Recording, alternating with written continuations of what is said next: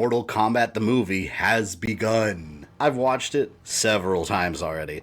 Once in the theater, like 3 times at home, and like another 2 times while I was jotting down notes for this review. I really enjoyed it, and I gotta say it's probably my favorite video game movie. If not my favorite, then it's right up there along with a couple others. And it seems that reactions from fans have been fairly mixed. It's a series that's had an established fan base since 1992. Anytime you have a series like that, there's always going to be mixed opinions from one extreme to the other. I've seen them going from this movie sucks, it's terrible, and I hate it, to this movie's awesome, it's the best thing ever, to somewhere in the middle where it was just okay. As for me, I absolutely loved it. But, there is a but. It's got a ton of flaws. I recognize that. When it focuses on the actual Mortal Kombat characters and their personalities and how they interact with each other, that's when this movie really shines. But I think it does struggle a little bit when it comes to trying to be a film that has a carefully crafted story that's structured so it doesn't depend on what fans already know about the series going in. And of course on this channel we don't really go into extremes on one side or the other. I'm not one to just outright say something sucks or something's perfect without breaking everything down into detail and explaining how I feel the way I feel. So in this video, expect some spoilers. I'm not going to filter what I have to say. I actually think that spoiler-free reviews are kind of pointless. It's just someone saying they really like or dislike the movie without being able to really explain why. If you're watching this, I assume you've already seen the movie, or you just don't care about spoilers. But before we get started on that, I want to bring some attention to an upcoming project that I think viewers here will enjoy. If you like Mortal Kombat and movies in general, it'll be right up your alley.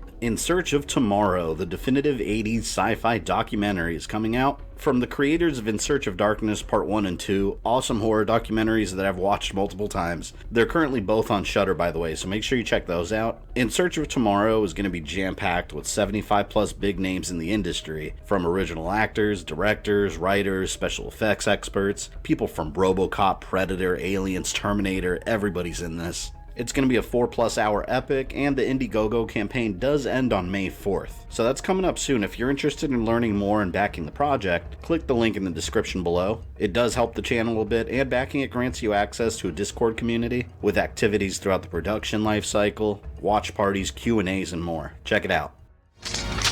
Humor, a slap in the face of society, and a great reversal at the end. It's a one-off, man. I'd buy that for $1.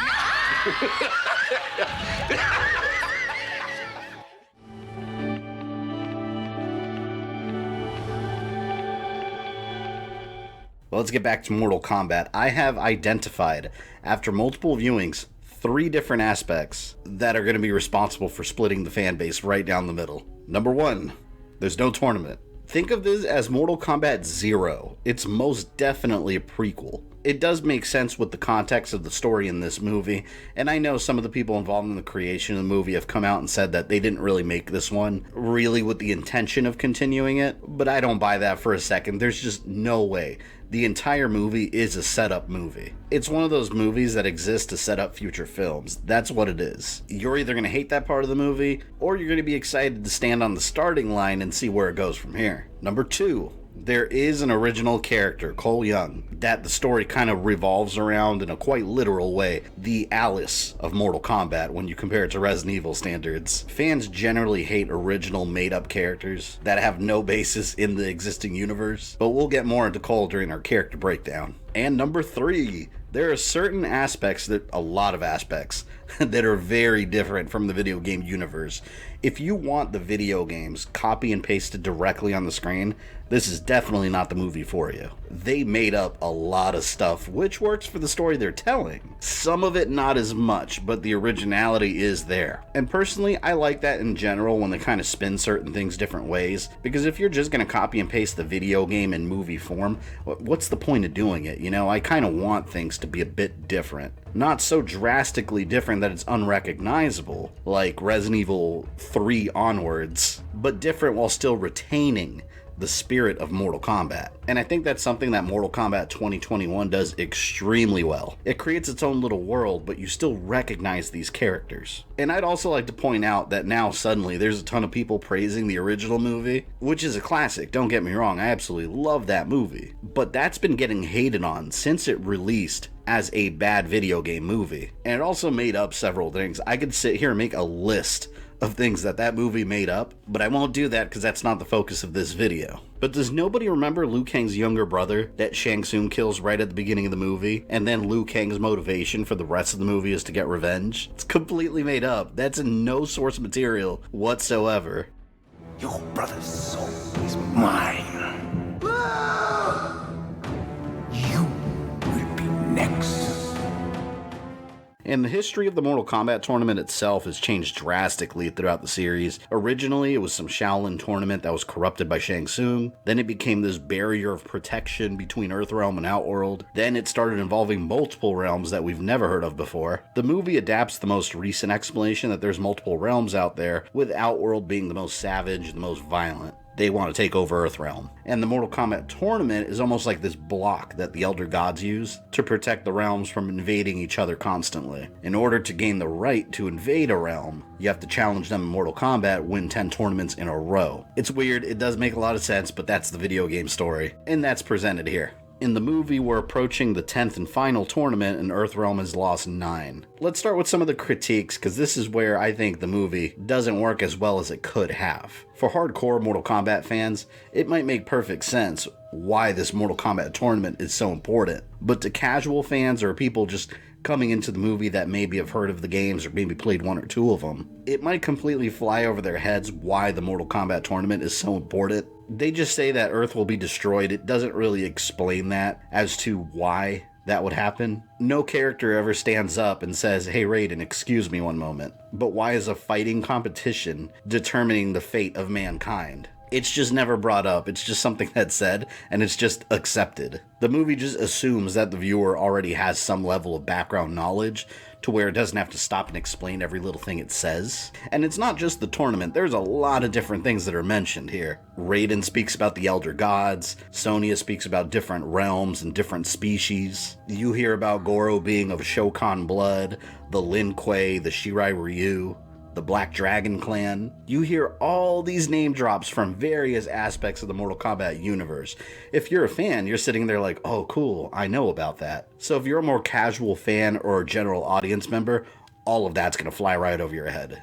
You're not going to grasp any of it. The movie should have been maybe 15 to 20 minutes longer, just to give a little bit more room to have some sort of explanations for all these little things in there. They don't have to spend a whole lot of time in it. But as it stands now, they're not acknowledged at all. Just name dropped and move on. Kung Lao says he's Kung Lao, descendant of the great Kung Lao. We don't know who the great Kung Lao is. They don't even mention that he was one of the winners of Mortal Kombat. Nothing. They just say the name. As a fan, no. I didn't need those things explained to me at all. However, as a moviegoer, you kind of expect that to be a little more fleshed out in a final product. I also feel like there was a lot of material from the movie that was cut from it. And it makes more sense because it is Warner Brothers and they tend to do that. We've seen that with Suicide Squad, Justice League's 4-hour cut. They probably have a lot of cut footage. You can tell, especially in specific scenes. As a content creator that edits videos and makes my own cuts all the time, I notice little oddities throughout the film. Like in one scene, Shang Tsung is walking around in Outworld and his face looks really dirty for some reason. It doesn't look like that in any other scene of the movie. It looks like he might have been in some sort of conflict just before that scene, but the movie doesn't even hint at that. And Melina is right next to him talking, and in the next frame, she's way further behind him, and he's still talking to her in the same volume. This might be nitpicking, but those are little things that stick out in the editor portion of my mind. I also would have liked to see a bit more color. I don't know why movies do this. I don't know why they want to. There's some color here and there, sure, but like, why is Melina's uniform a solid black? It would have looked really cool as maybe like a darker purple even. It doesn't have to be like a bright neon pink. And Sub-Zero's costume might as well have been black. It's really, really dark blue. A little usage of color can add a whole lot to a movie. One movie, for example, that I absolutely hated was the new Child's Play reboot. Hate that movie. But one thing that I have to give it credit for was its usage of color. It really stood out in some scenes, and my good friend Nathan over at the Checkpoint Show did a great video on that topic specifically. So I'll put a little pop-up right here so you can check that out later. In Mortal Kombat, you've got the typical grays and the browns for the most part. And some of the story elements that they introduced I feel are used way too much in movies and aren't really necessary. The premise of Mortal Kombat revolves around a prophecy that someone's going to gather Earthrealm's fighters to beat Outworld. So the bad guys are trying to stop the prophecy from coming true, and the bad guys inadvertently cause the prophecy to come true. We've seen that over and over again in so many different forms of media. It's honestly a tired trope, and I don't feel that Mortal Kombat even really needed it. And another thing I think it didn't need was an explanation as to how these characters get their powers. They have another original creation for this movie, where the chosen combatants from Mortal Kombat, they have these birthmarks that are shaped like the dragon logo, and if you kill a champion that has that birthmark, it transfers to you. That's fine, it worked for the movie instead of Raiden just showing up and telling you that you're chosen. What I don't feel that worked so well was everything the birthmark came with. So we have all these hidden powers deep within ourselves that can only be unleashed if you have one of these marks. Without it, you can't access your hidden power. They call it your arcana. I would have been okay if it was just this quick explanation and then they move on, but they spend a lot of time on it. The movie's really broken into 3 parts. Part 1, you have all the characters meeting and getting together. Part 2 is where they're all trying to discover what their powers are and are training to unlock it. This is where they spend most of the movie. And then the final act, where all the final fights take place, so it made some of the pacing feel off and the movie dragged a bit during the middle section. I just don't think that fans were really looking for an explanation as to why Liu Kang could shoot fireballs. I think suspension of disbelief is enough for that. And as far as that's how they explain their powers, fine. Again, it works. However, it was really hard for me to swallow the fact that Kano's eye laser and Jax's big metal arms are magic powers. Of course, in the video game universe, those were technology. They were cybernetic implants. I think that explanation already worked just fine, so I'm not really sure why they made that change. It's a really weird thing to change. Like at first, Jax has these little metal arms that they're trying to repair and fix. And then once he gets to the moment where he unlocks his arcana, they turn into big beefy cybernetic arms. It's just a really weird story change. And overall, those are my main critiques. I don't want it to seem like I'm hating on the movie because, like I said before, I actually love the movie. But I'd be lying to you guys if I said it was perfect. It definitely was not perfect. I think what they got right, they got very right. The story of Mortal Kombat is the story of its characters and their journeys crisscrossing and interacting with each other. Any longtime Mortal Kombat fan knows that's where the true strength of the Mortal Kombat story lies. It's everything outside of the characters themselves that I felt were the weak portions. If you don't get the characters right, you can't have a good movie. It's impossible. And for the most part, Mortal Kombat 2021 nails it. Let's talk about the hero characters and break those down. Jax and Sonya. Their whole backstory is pretty similar to the games and almost completely different in some ways also. Jax being the one that sticks more closely. They were both in the military together, part of Special Forces, which his name dropped to. Both share strong friendship with each other. 2 things right there that they needed to get correct. And Jax still has that personality of a military man. He wants to protect others and he puts himself very early on in the film in huge danger to keep Cole and his family safe. Then later when he loses his arms, he goes through huge doubts about his own self-worth, and he's trying to rebuild that confidence he needs to protect Earthrealm. And Sonya's right there next to him supporting him. Their close bond is what made me like these interpretations of the characters on screen, and Sonya's motivations are a bit different. Although Kano is heavily involved with her, he's not her primary motivation like it was in the original movie. She's obsessed with researching the history of Mortal Kombat throughout cultures, and she's the one that lets the audience know, hey, there's this tournament that might save the world, and it's coming. With her story arc, she involves herself in this entire situation without having one of the birthmarks of the chosen one, so she's trying to prove her worth. Liu Kang and Kung Lao. I really enjoyed their interactions and their banter. They're played like characters that are essentially family. They've been together for years, they're extremely close. Cousins that are more like close brothers. I especially love how insanely video game accurate Kung Lao's costume is. From the hat to his clothing and his fighting style, it's ripped right from the games. And you can even recognize some of the exact moves that he does while he's fighting. Kung Lao and Liu Kang are both dedicated Shaolin monks. They know about the tournament already and they're totally focused on preparing for it. Kung Lao's brash and he's cocky like most of his newer interpretations, and Liu Kang is very humble and matter-of-factly very wise for his age. They're 2 sides of the same coin. Raiden, I thought Raiden was one of the weaker characters, and I hate to say that because he's such a cool character from the series. He's the one that's trying to prepare them for the upcoming tournament, but his character just felt off to me. He doesn't do a whole lot but stand around and complain. I know Raiden's hands are usually tied somewhat in the storyline, he can't interfere much in human affairs, although he bends the rules sometimes, but Raiden is at his best when he's instilling confidence in his warriors when they're doubting their abilities. In the movie, he spends much of his time putting them down and reminding them how little time is left. I found him to be much more enjoyable in the original movie's representation. He just wasn't very likable here. And the elephant in the room, Cole Young. Yes, he's made up.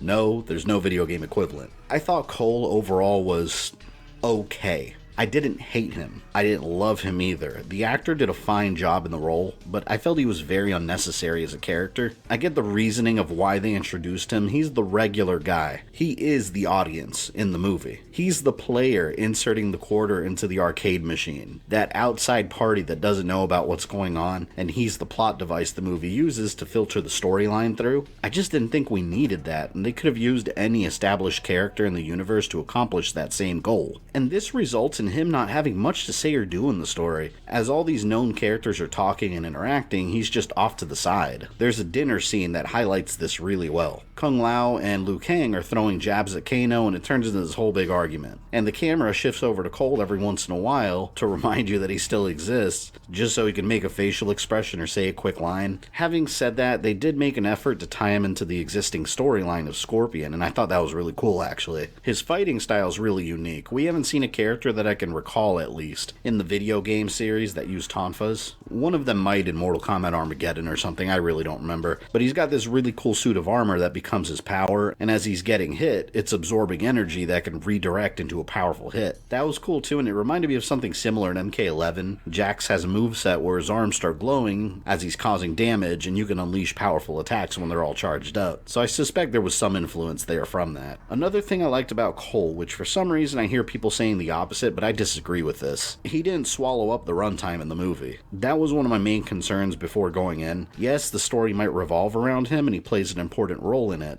but most of the characters do get their fair share of screen time. And Scorpion, man, he was awesome. The opening scene of the movie is the infamous storyline of his human life, where he loses his entire clan and family at the hands of possibly Sub-Zero, and it's heart-wrenching. They did an outstanding job bringing Hanzo's tragedy to the big screen, and when he's actually Scorpion, he delivers. Does everything that Scorpion fans want and expect to see. But my issue with him was that I wished he was in the movie more than he was. I like how they handled it in the recent Scorpion's Revenge animated movie, where he was popping up, doing his own thing, and interacting with the other characters as a third party, but he was consistently in it throughout the movie. In this movie, he's at the beginning and then he pops out during the finale, but I really expected him to play a major part of the movie, and he really wasn't in it all that much. Now, Kano is one of the best characters in this movie. He's one of the highlights. When the trailer came out, people complained left and right that Kano was one of the good guys. Watch the movie. Aside from the fact that Kano was not an outworld fighter at all in Mortal Kombat 1, and he was captured with Sonya in Mortal Kombat 2, his personality is straight up Kano in the movie. He does things as Kano would do. He curses every 2 seconds, he gets along with nobody, and he had me laughing throughout the entire movie, but he didn't turn it into a comedy. That's so important. He had you laughing because of how much of an over-the-top asshole he is constantly.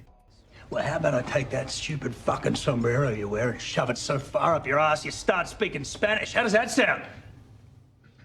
This is Kano done right, and another complaint was the fact that Johnny Cage wasn't in the movie. After watching it, I understand the reason and I agree with it. First of all, Cage does exist in the movie, very obviously set up for the sequel, but Johnny Cage is typically some level of comic relief. In this movie, Kano takes that role, and he delivers it brilliantly. Had you had Johnny Cage in there as additional comic relief, it might have been too much. Might have made the movie a bit too comedic, and I've seen that happen with movies like The Predator. That's one example where you kind of want that serious tone, but everybody in that movie was comic relief. I felt that Kano brought the right balance of humor to it without taking it over the rest of the film. Now let's talk about the bad guys in the movie. And oh boy, this is both one of the best parts in the movie and one of the worst parts of the movie. In general, I think Mortal Kombat had a villain problem, and I understand why. When you have a movie like Mortal Kombat, where its story is built upon a million different characters crisscrossing with each other on their own individual journeys,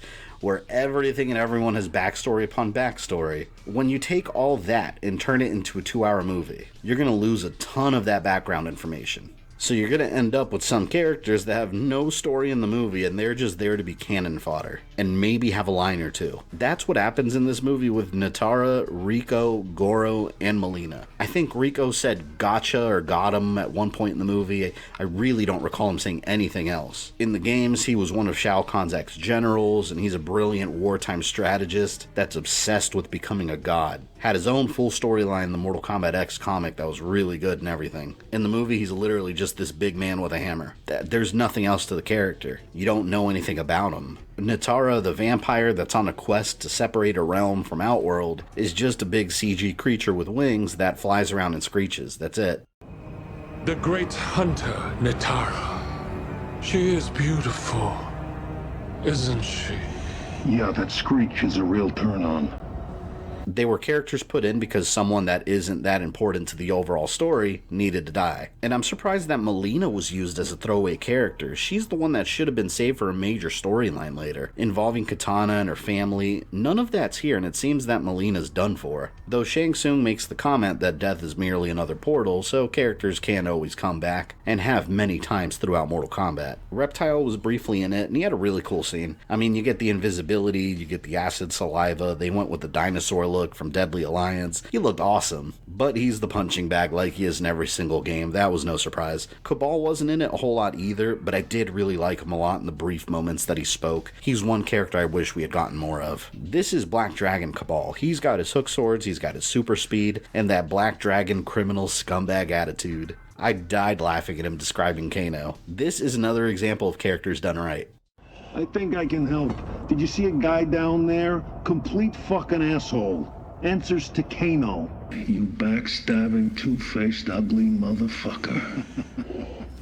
He's a low-life piece of shit scumbag. Shang Tsung, completely in character. Though he didn't have anywhere near the screen presence as the original Shang Tsung, he did a fine job. What I enjoyed the most in his story is how he operates. It's classic Shang Tsung. He's a snake in the grass, he's a master manipulator. He's the reason there's no tournament in the movie. He doesn't want one. The entire premise of Shang Tsung and his bad guys is that he wants to kill all the Earthrealm warriors before the tournament, so they don't have anybody good left to fight for them. He's essentially cheated his way through 9 victories by doing this, and that's such a Shang Tsung thing to do. He's always playing games with these gods that run the Mortal Kombat universe and finding loopholes to exploit wherever he can. And finally, the best villain in the entire movie that the rest of them take a backseat to, Sub-Zero. Just wow, they knock Sub-Zero out of the park. He is pure evil. And I keep hearing the argument that the original Sub-Zero is not a villain, that he's an anti-hero. Well, no, he's not. And it's always pointed out that he saved the world from Shinnok in the Mythologies game. He only saved the world from Shinnok because he's the one that put him in danger to begin with, and Raiden demanded that he undo his mistake. Not to mention that Raiden also made it clear that Sub-Zero could travel to the Netherrealm because he's tainted by evil, and then when Sub-Zero dies, he goes straight back to the Netherrealm. You gotta remember, this man's entire profession revolves around being a paid killer and thief. Sub-Zero is a villain. His younger brother, Kuai Liang, is the hero. And the movie gives Sub-Zero that presence. When he's around, subtle things start happening, like snow falling or ice starts slowly forming in the area before you even see him. He gave me chills when he was on screen, no pun intended, because they made him scary. You could have easily put this version of Sub-Zero in an 80s horror film as a slasher villain,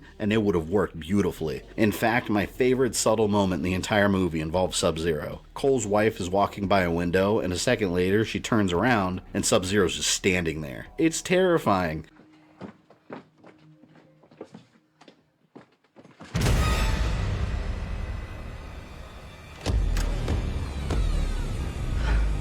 And those are my overall thoughts on Mortal Kombat 2021. Very fun movie, very flawed movie. For this last section, I want to have a little bit of fun and point out all the different Easter eggs that I caught in the movie. While I was sitting in the theater, I was looking everywhere at every little thing that I could point out, and I didn't realize till like my 3rd or 4th viewing that I missed like half of them. There's so many Easter eggs, and I'm sure I still missed some. Let's run through them real quick. In the scene where Sub-Zero's fighting Jax, in the background you could see someone spray painted on the wall, down, forward, low punch. Not just a common way to do moves in Mortal Kombat, but also a common input in fighting games. They also mentioned that Cole took his MMA belt from previous champion Eddie Tobias, a play on the names Ed Boon and John Tobias, co-creators of Mortal Kombat. Liu Kang mentions he was found by a man named Boraicho, a more recent addition to his in-game lore, and Boraicho is the big guy that fights in a drunken master style and has the fart fatality. Shang Tsung refers to Reptile as the reptilian Sizoth. In-game, that's Reptile's real name. And Shao Kahn is seen again in the paintings inside Raiden's temple depicting the history of Mortal Kombat. More importantly though, check out who that is to the left, defeated and crushed by Shao Kahn's hammer. That is none other than Onaga the Dragon King, the oldest known ruler of Outworld, officially in the Mortal Kombat movie. Another painting depicts the events of what will be Mortal Kombat Armageddon someday. Argus and his wife Delia are sealing their own sons Taven and Dagon away to one day challenge Blaze. One will wake up to create the Red Dragon Clan, the other will go off to fight Blaze. You can tell which one is which from their facial hair, by the way. You also hear a lot of terms from the game, like fatality, test your might, flawless victory. That's all expected. Kabal in several scenes, you could see a police badge on his vest. This is something I didn't catch till my third viewing. That's a callback to his origin story as an ex-cop that went back to being a bad guy. So I'm assuming that's his badge. In Sonya Blade's research papers, you see a quick glimpse of a Matoka warrior. That is Nightwolf right there, or a Nightwolf. And when she's talking about other realms, there's a bust of an Aztec warrior, a reference to Kotal Khan. In Raiden's temple in the background, it's hard to see, but there's a Greek vase with a centurion on it. That is most definitely Motaro. And again, inside Raiden's temple, I could be wrong about this, but I think those symbols on the pillars are representing all the different realms. This one in particular looks very close to what's on Havoc's helmet. Perhaps the symbol of the Chaos Realm? Kitana's fans are seen in the same part where Kano takes Shinnok's amulet. An incredibly dangerous device, and he just sticks it in his pocket casually. And the ultimate Easter egg at the end of the movie, the Johnny Cage poster. That's right, they're headed off to Hollywood to find Johnny Cage. But those are all the Easter eggs I noticed.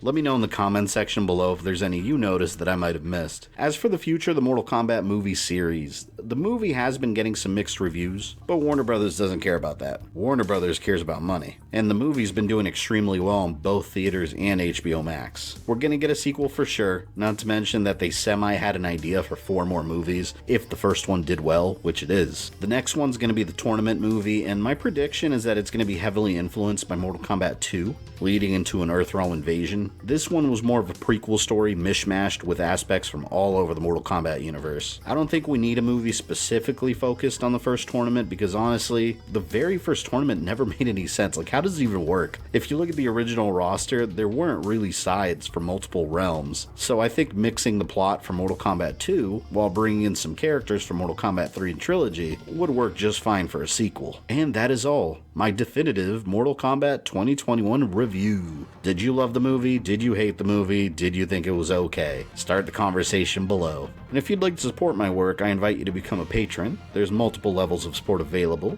or for an option right here on YouTube, you can become a channel member, get access to exclusive badges, live stream emojis, polls. Every dollar helps keep the channel grinding away, and I'd like to thank my current patrons and channel members for their continued support. Don't forget to hit that like button, subscribe, and hit the bell for notifications, and make sure you follow me on social media so you never miss a thing. Catch you guys later.